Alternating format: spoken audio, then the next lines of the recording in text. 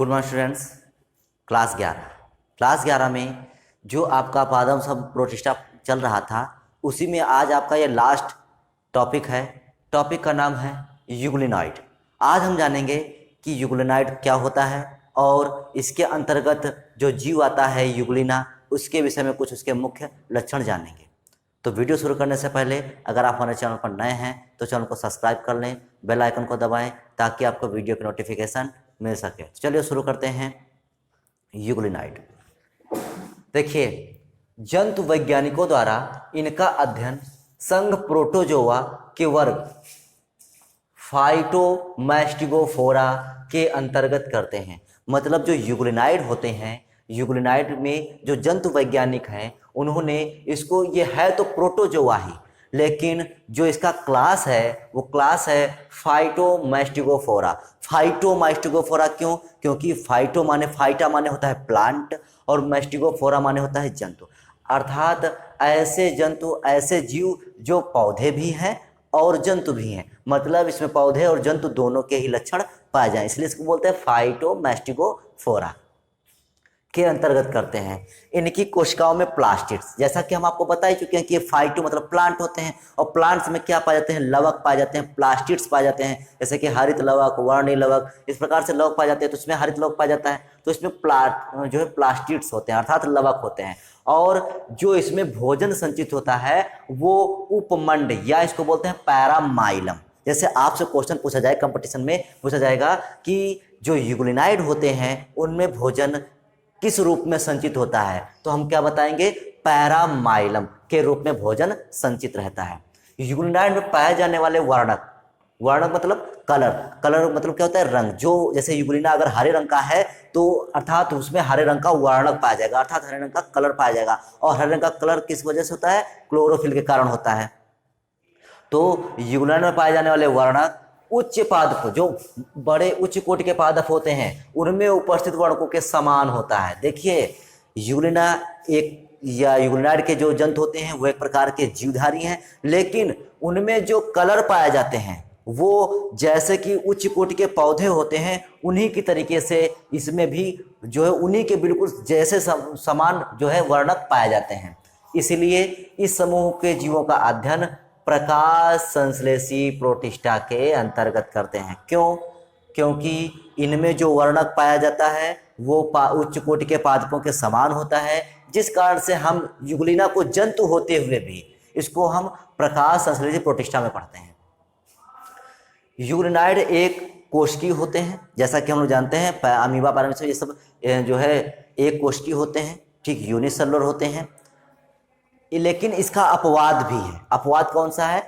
कोलेशियम colony के रूप में पाया जाता है। मोस्ट इंपॉर्टेंट, जब कभी आपसे पूछा जाएगा तो पूछा जाएगा कि यूग्लिनाइड के अंतर्गत किसी जो है कॉलोनियल जीव का नाम बताइए, जबकि हमको पता है कि जो यूग्लिनाइड होते हैं उनमें सभी एक कोशिकीय जंतु आते हैं, लेकिन अपवाद सब में पाया जाता है।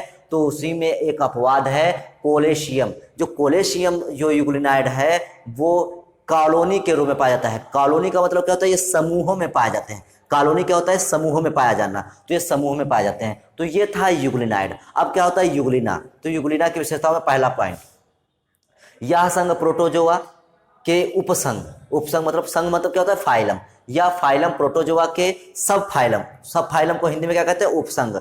उपसंघ सर्कोमैस्टिगोफोरा, ठीक, सर्कोमैस्टिगोफोरा में रखा गया है। सर्कोमैस्टिगोफोरा क्योंकि इसकी गति के अनुसार और इसमें क्रोमैटिन वर्णक के अनुसार इसको जो है सर्कोमैस्टिगोफोरा में रखा गया है। यह क्लोरोफिल युक्त हरे रंग का प्रोटिस्टा है। क्लोरोफिल युक्त हरे रंग का प्रोटिस्टा होता है। मतलब इसमें क्या पाया जाता है, क्लोरोफिल पाया जाता है, जिस कारण से कैसा होता है, हरा होता है, और तभी ये कहते हैं ये क्लोरोफिल युक्त हरे रंग का प्रोटिस्टा है।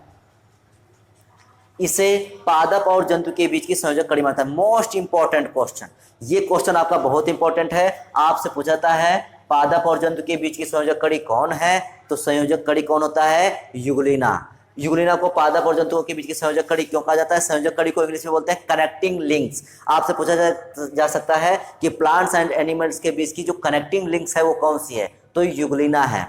यूग्लिना क्यों है, इसका हम उत्तर आपको बाद में देंगे, अभी देंगे।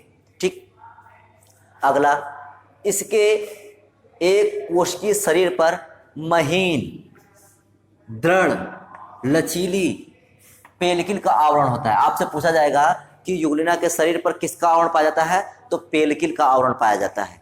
अगला, अग्र छोर पर कीपनुमा मुख, मतलब इसमें मुख होता है और कैसा होता है, कीपनुमा होता है।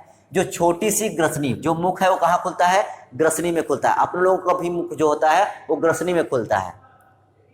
ठीक, ग्रसनी एक बड़े थैलीनुमा आशय में खुलती है। जैसे हम लोगों का आमाशय होता है वैसे ही इनका आशय होता है। ठीक, तो पहले जो मुख होता है कीपनुमा वो ग्रसनी में खुलता है और ग्रसनी कहाँ खुलती है, आशय में खुल जाती है। अगला, हरे पादप की भात या स्वपोषी होता है। अभी देखिए मैंने आपको बताया था कि ये पादप और जंतु के भी संयोजक कड़ी होते हैं। क्यों होते हैं, इसका उत्तर यहाँ पर है। ये जो होते हैं हरे पादप की भात स्वपोषी होते हैं, मतलब अगर इनको भोजन कहीं से प्राप्त नहीं हो रहा है तो ये प्रकाश संश्लेषण द्वारा अपना भोजन बना लेंगे।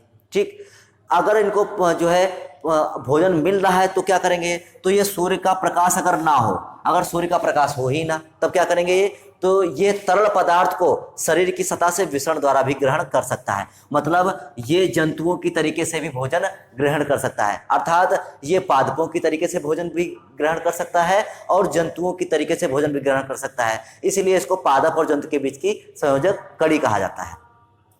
अतः जो युगलिना होता है वो मिश्र पोषित होता है, मिक्स्ड ट्रॉपिक होता है। ठीक, मिश्र पोषित होता है, मतलब ये जंतु की तरीके से और पादप के तरीके से दोनों तरीके से पोषण प्राप्त कर सकता है, इसलिए इसको मिश्र पोषित बोलते हैं। ठीक, इंपॉर्टेंट है ये। अगला, गैसीय विनिमय तथा उत्सर्जन पेलिकल से साधारण विसरण द्वारा होता है। जैसे अमीबा वगैरह में होता है उसी प्रकार से इनमें जो पेलिकल जो सतह होती है उस सतह से विसरण द्वारा गैसीय विनिमय और उत्सर्जन जो होता है वो विसरण द्वारा होता है। ठीक, किसके द्वारा होता है, विसरण द्वारा होता है।